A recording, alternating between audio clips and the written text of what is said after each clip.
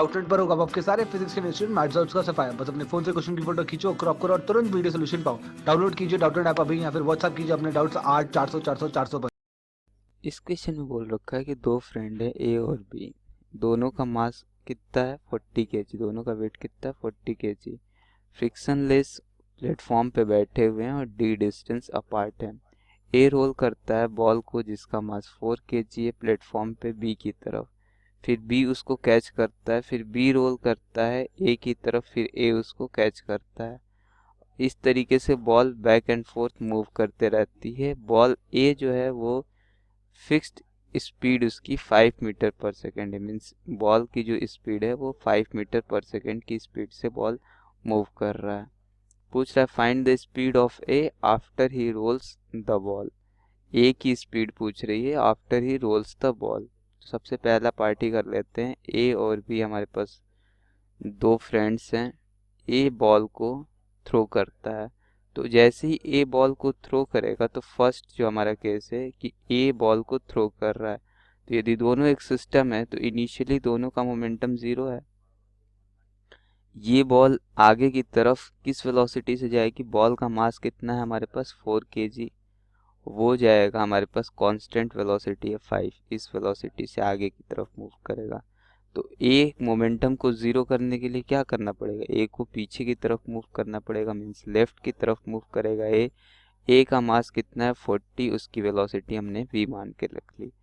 तो यहाँ से v निकल करके आ जाएगा हमारे पास, क्या कुछ निकल करके आएगा 5 4 जा 20/40 means half, which is equal to 0.5 metre per second. ये जो वेलोसिटी आई हमारे पास ए की वेलोसिटी आ गई after he throws the ball. अब सेकेंड पार्ट हमसे पूछा जा रहा है कि find the speed of A after he catches the ball for the first time. तो ए की स्पीड बॉल कैच करने के बाद, तो वो हम कैसे निकाल लेंगे। तो ए फर्स्ट टाइम बॉल कैच करेगा तो उसकी वेलोसिटी क्या होगी हमारे पास, तो पहले बी के पास जाएगी बॉल, फिर बी थ्रो करेगा तब ए कैच करेगा। तो जैसे बी थ्रो करेगा तो ए के पास वेलोसिटी क्या है 0.5 मीटर पर सेकेंड। तो बी का हम कैसे निकाल लेंगे, बी निकालेंगे momentum before collision is equal to momentum after collision. तो ये क्या आ रहा है, इधर से बॉल आ रहा है, मीन्स बॉल इस डायरेक्शन में आ रहा है, इस डायरेक्शन में आ रहा है, तो मोमेंटम इस डायरेक्शन में हम पॉजिटिव ले रहे हैं और इस डायरेक्शन में हमारा मोमेंटम क्या है नेगेटिव है। तो इट मीन्स कितने मास की बॉल आ रही है 4 का -5 मीटर पर सेकेंड की स्पीड से ए को अप्रोच कर रहा है, प्लस ये अप्रोच कर रहा है और इसके साथ ए को मिल जा रहा है। अब जैसे ही ये अप्रोच करेगा, ए ऑलरेडी इसी डायरेक्शन में मूव कर रहा था लेफ्ट की तरफ, यहाँ पे इसकी वेलोसिटी किधर आई थी, लेफ्ट की तरफ आई थी। तो मीन्स 40 kg का जो मास है वो भी -0.5 मीटर पर सेकेंड की स्पीड से मूव कर रहा था। और जैसे ही ये कैच कर लेगा तो टोटल मास अब कितना आ जाएगा 44, वेलोसिटी v मान के ले लो, तो यहाँ से आ जाएगा -20 -5 4 जा 20, तो मीन्स ये भी अगेन क्या आ गया 20, this is equal to 44v। तो यहाँ से v आ जाएगा निगेटिव में इसलिए क्योंकि डायरेक्शन हमारा इधर को है, तो डायरेक्शन की वजह से ये निगेटिव साइन आ रहा है, तो ये आ जाएगा -40 divided by 44, it means 1/11 which is equal to, ये 10/11 आएगा एक्चुअली, 4 से जाएगा, तो 10/11 मीटर पर सेकेंड किस डायरेक्शन में आएगा, टुवर्ड्स लेफ्ट। इसी तरीके से सी पार्ट इनने पूछ रखा है find the speed of A and B after the ball had made 5 round trip. तो इसी तरीके से 5 राउंड ट्रिप करेगा तो ए की वेलोसिटी क्या होगी, find the speed of A and B.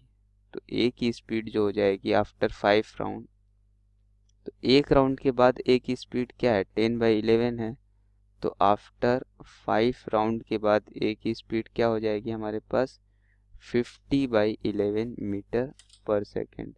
इस तरीके से बोल रहा है where how many times the A roll the ball, तो ए कितनी बार बॉल को रोल करेगा। तो लेट अस सपोज, तो इसी तरीके से हमारे पास क्या हो जाएगा आफ्टर 6th राउंड जो है वो वेलोसिटी क्या हो जाएगी हमारे पास 60/11 मीटर पर सेकेंड। अब ये जो 60/11 है वो ग्रेटर देन 5 मीटर पर सेकंड, तो 5 मीटर से तो बॉल अप्रोच कर रहा है, 5 मीटर पर सेकंड से क्या है, बॉल अप्रोच कर रहा है। और यदि ए की वेलोसिटी 5 से ज़्यादा हो गई तो बी तो कभी ए को अप्रोच नहीं कर पाएगा। यदि बॉल को अप्रोच करना है ए को, तो ए की वेलोसिटी इससे कम होनी चाहिए, तभी बॉल इसको अप्रोच कर पाएगा, अदरवाइज ये अप्रोच ही नहीं कर सकता है। तो मीन्स मैक्सिमम ये 6 राउंड करेंगे, मैक्सिमम ये 5 राउंड करेंगे, 6th राउंड में ये अप्रोच ही नहीं कर पाएगा। तो पूछ रहा how many times can A roll the ball, तो ये हो जाएगा 5 टाइम्स। इसके बाद पूछ रहा है where is the centre of mass of A plus B, A plus B का सेंटर ऑफ मास क्या होगा। तो ये हमारे पास ए है, ये बी है, और ये बॉल जो है इन दोनों के बीच में मूव कर रहा है। तो ए का पोजीशन हम 0 मान लें, तो ये डी डिस्टेंस से दूर पे है, तो सेंटर ऑफ मास जो हमारा निकल जाएगा वो कुछ इस तरीके से निकलेगा। वो इंस्टेंट लेते हैं जब बॉल ए के पास है, तो एक बॉल की भी पोजीशन क्या है, 0 है, तो position of centre of mass क्या निकल जाएगा हमारे पास, मास ऑफ ए विच इज 40, जिसका पोजीशन 0 है। बॉल का मास है हमारे पास 4 kg, जिसकी पोजीशन क्या है 0, तो बॉल का मास हमारे पास क्या है, ऑफ कोर्स 4 kg दे रखा है, प्लस हमारे पास 40 इसका, और ये किसकी पोजीशन क्या है, डी, और टोटल मास हमारे पास क्या है, 40 + 40 क्या है, 80 + 4 84 जो हमारे पास है वो टोटल मास है। तो position of centre of mass हमारे पास क्या आ जाएगा, 40 / 84 D, which can be written as 10/21 D. तो ये हमारे पास आ गया position of centre of mass 10/21 D. तो इस क्वेश्चन में हमने जो जो चीज़ पूछा गया था वो चीज़ कैलकुलेट कर लिया, तो यही हमसे इस क्वेश्चन में डिस्कस करने को बोला गया था।